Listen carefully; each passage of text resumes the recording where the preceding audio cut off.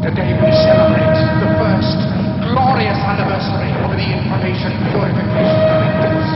You created, for the first time in all history, a garden of pure ideology, where each worker may bloom, secure from the pests, obeying contradictory laws. Our unification of the force is more powerful a weapon than any fleet or army on earth. We are one people, with one will, one resolve, one cause. Our enemies shall talk themselves to death, and we will bury them with their own confusion. We shall prevail. On January 24th, Apple Computer will introduce Macintosh.